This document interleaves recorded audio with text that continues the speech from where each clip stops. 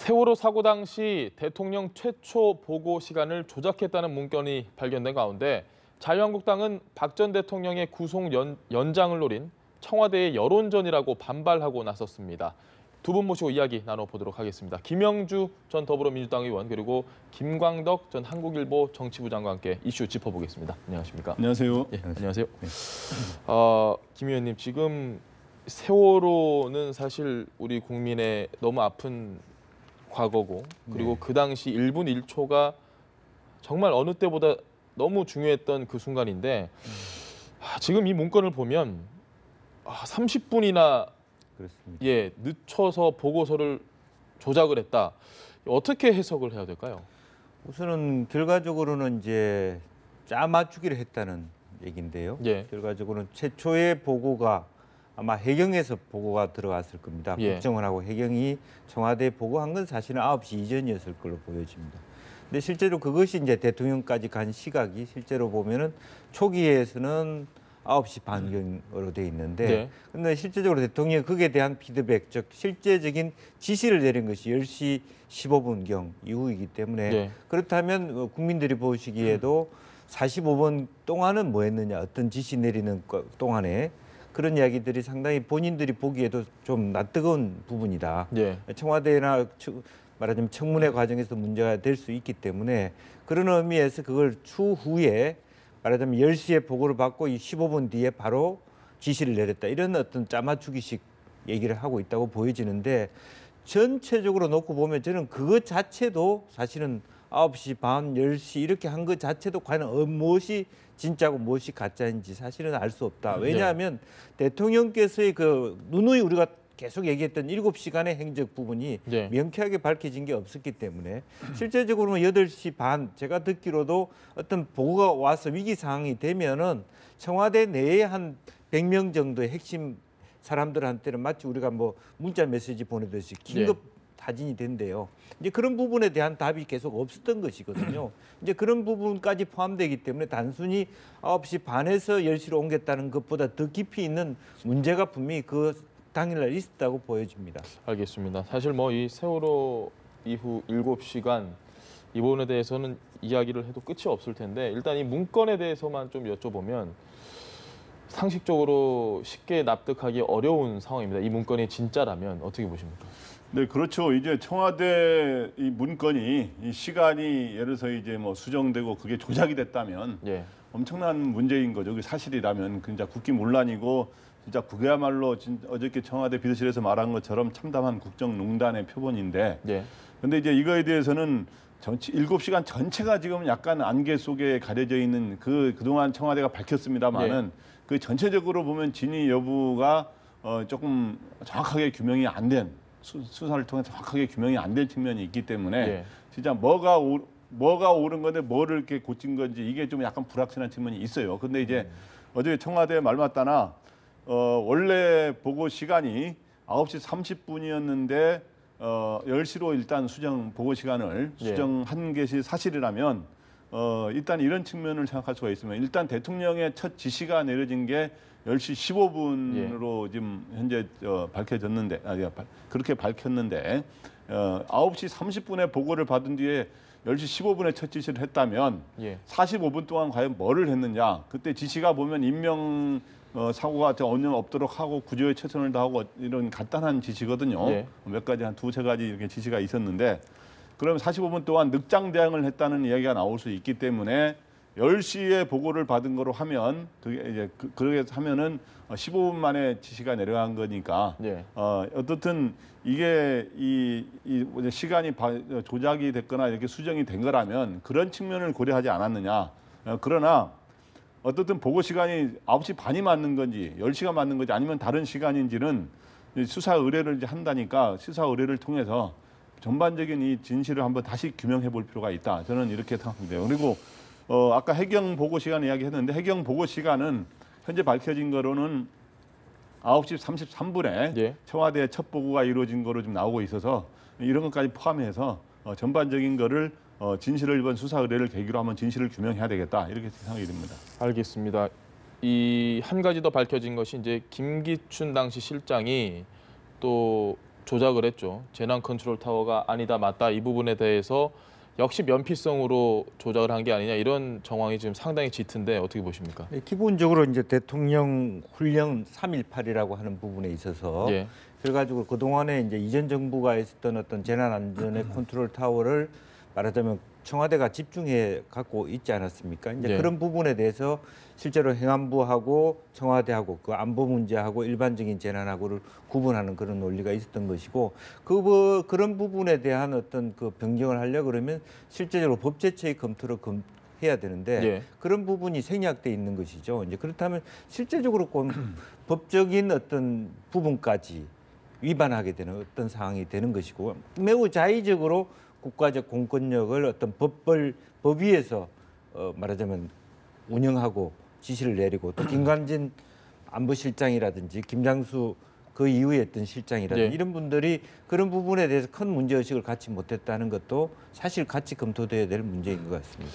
이 부분도 왜가 좀 궁금합니다. 왜 이렇게까지 지금 수정을 하면서까지 우리는 청와대는 재난 컨트롤 타워가 아니다라는 걸 강력하게 이야기를 했어야 됐을까요? 네, 이거는 이번에 어저께 새로 밝혀진 겁니다만은 예. 그 당시에도 사실은 이거는 일부 언론에 이게 보도가 이런 왜 컨트롤 타워가 어디냐 논란이 하면서 이제 그 당시 청와대에서 컨트롤 타워는 이제 안전행정부다라고 예. 이렇게 하면서 원래는 국가안보실 아니었느냐 하는 얘기가 그 당시에 나오긴 나왔습니다. 그래서 네. 이거는 어느 정도 이제 사실로 밝혀지는 것 같은데요, 보니까.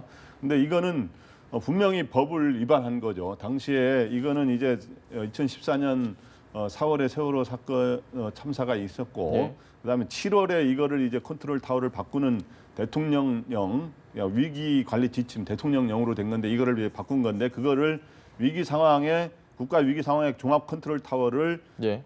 국가안보실에서 그다음에 안전행정부 그러니까 여기서의 특히 재난 분야는 예. 안보 분야는 국가안보실이지만 재난 분야는 안전행정부가 관여한다 이런 식으로 바꿨는데 이거를 당시 김관진 안보실장이 새로 이제 임명된 안보실장이 이런 지시로 이렇게 했다는 거예요. 그런데 대통령령을 바꾸게 되면 원래 법적으로 법제처의 그 이런 법적인 이런 자문과 이런 절차를 다 거치게 돼 있거든요. 예. 이런 걸 거치지 않은 거로 현재 알려지고 있어서 이런 거는 그런 식으로 고쳐졌다면 이거는 이제 법적으로는 일단 직권 남용이 되는 것이고 결국에는 이것도 결국엔 국정농단의 하나가 될 수 있는 거 아니냐.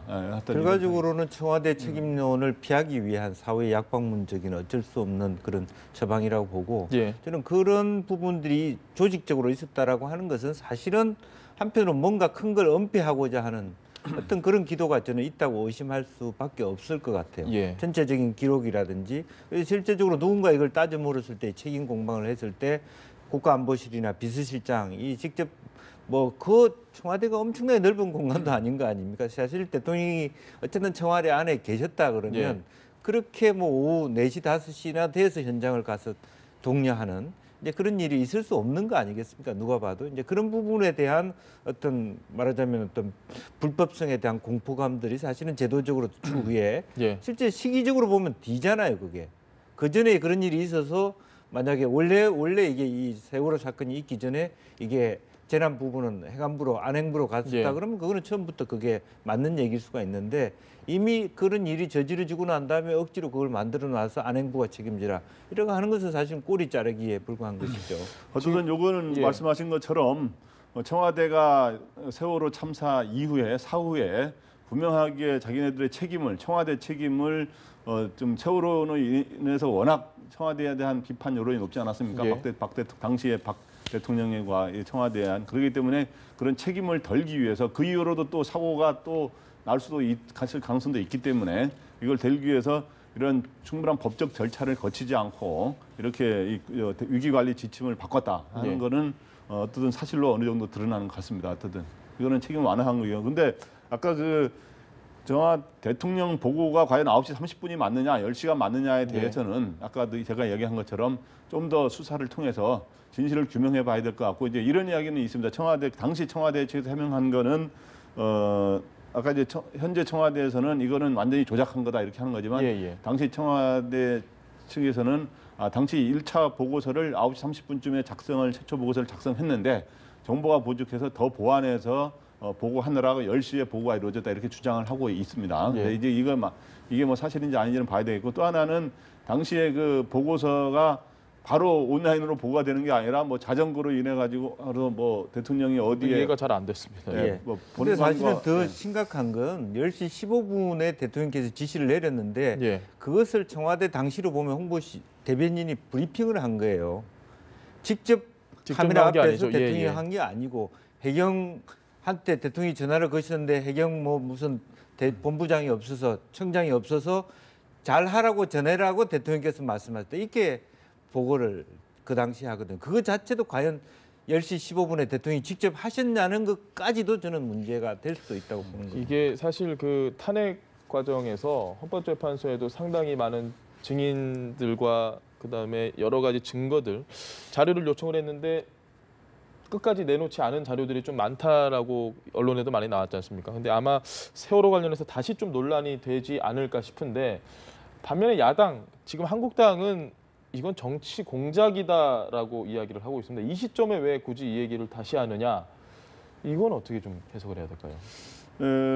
어저께 임종석 비서실장이 발표를 한 거는 예. 제가 보기에 뭐 정치적 공작이라든가 뭐 이런 거로까지 말하기는 좀 그런 것 같고요. 그렇게 그거는 너무 과도한 해석인 것 같고 어떻든 이 청와대에서 이제 캐비넷을 위기관리센터에다든가 이런 데서 이 캐비넷을 보는 과정에서 이렇게 옛날의 자료들을 점검하는 과정에서 바뀐 게 시간이 바뀐 게 이제 확인이 되니까 예. 그거를 이제 9월 말에 발견했다는 거 아닙니까? 그래서 이제 그거를 점검한 뒤에 발표를 했는데 아니 근데 꼭 그거를 비서실장이 왜 발표했느냐 뭐 이런 건 예. 보통 이제 홍보수석도 있고 다 있는데 뭐 그런 얘기는 있습니다만은 이제 야권에서는 이제 오늘 박근혜 전 대통령의 구속 연장 여부가 결정되는 날이기 때문에 이런 것들을 더 분위기를 구속적으로 연장적으로 몰아가기 위한 정치적 의도를 가진 거 아니냐라고 야당이 하여튼 문제 제기를 하고 있는 겁니다. 근데 그거에 대해서는 뭐 그것까지는 뭐 저희들이 뭐 그렇다 아니다라고 말하기는 그런 것 같고 예. 하여튼 분명히 정치적 공작이나 그런 거는 아니다 이렇게 보입니다. 김 의원님께서는 야당의 이런 주장을 어떻게 좀 보시는지요? 뭐 과거 패러다임으로 생각하는 거죠. 이제 그 사실은 저는 이제 우리나라가 발전한다라고 하는 것은 사실은 상권 분리 원칙이 지켜지는 것이고 예. 그래서 이게 그 대통령의 구속 연장의 여부 자체가 법리적 해석을 가지고 또 있는 그대로의 어떤 그 여러 가지 그 대통령이 불구속 상태에서 재판을 받았을 때 과연 재판이 제대로 될 것이냐. 예. 또 현재 SK 뭐 다른 대기업과 관련된 별건의 내용이 있다 그러면 실제로 그 사람들에게 압력을 넣을 수 있는 현실적인 문제가 있는 것이냐를 그야말로 객관적으로 드라이하게 사실은 놓고 판단해야 될 것이지 어제 법사위도 마찬가지입니다만 미리 대통령의 구속 여부를 갖고 국회의원들끼리 말싸움하고 한다고 해서 그걸 네. 영향을 받아서 법조계에서 그걸 고려한다라고 하는 것이 그야말로 적폐이기 때문에 그런 것을 고려하는 논쟁이 없기를 바라고 또 법조계 스스로도 그런 어저께 이런 발표를 했으므로 이걸 불구속할 걸 구속하고 이렇게 하는 판단이 없게 되기를 저는 바랄 뿐입니다. 네. 알겠습니다. 지금 국감이 한참 진행이 되고 있는데요. 국감에서도 여러 가지 짚어봐야 될 포인트들이 많은데 일단은 여야가 어제부터 조금씩 공방이 시작이 됐습니다. 뭐 파행을 맺은 것도 있고 그런데 지금 김희수 헌재소장 권한 대행을 놓고 이 헌법재판소 국감이 사실 좀 파행을 빚을 가능성이 상당히 높다라고 많이 보도가 나오고 있습니다. 곧 이제 결정이 날 것 같은데 어떻게 보십니까? 네, 헌재 소장을 이제 후보자로 지명을 했는데 예. 국회에서 부결되지 않았습니까? 근데 후보자로 부결됐는데 다시 이제 권한대행, 헌재 소장 권한대행을 원래 맡아왔었는데 예. 그거는 단지 권한대행을 맡아서 그 앞으로 새로 후임자 후보 헌재 소장 후임자를 지명을 할 경우는 이제 다시 이제 그 새로 되면은 뭐 다음 몇 개월만 하게 됩니다만 후임자를 지명 안 하게 되면 앞으로 1년 가량 내년 9월 말기 정도까지 1년 가량 더 할 수 있다는 겁니다. 그래서 그런데 국회에서 부결하는 것은 헌재 소장의 로서 부적합하다고 어쨌든 국회로서는 그렇게 판장이 국회에서는 이게 의결이 난 셈이기 때문에 그런 정신으로 볼 때 헌재소장 대행도 헌재소장 같은 역할을 1년 여간 할 수 있다 이거죠. 예. 그렇기 때문에 그 정신에 국회의 입법부 삼권 분립에 따른 입법부의 이런 견제 그 정신에 맞지 않는 거 아니냐라고 야당이 문제 제기하고 있는데 그거는 삼권 분립이라는 논리로 볼 때 어느 정도는 지적할 수 있는 것 같아요. 야당에서. 예. 그렇기 때문에 저는 그래서 계속 이런 식으로 후임자를 지명하지 않고 그런 식으로 한다면 김희수 헌재소장 대행이 이렇게 하는 이런 거를 국감을 할 수 없다라고 야당이 주장하고 있는데 저는 그것 때문에 국감을 안 하는 거는 바람직하지 않다고 보고요. 예.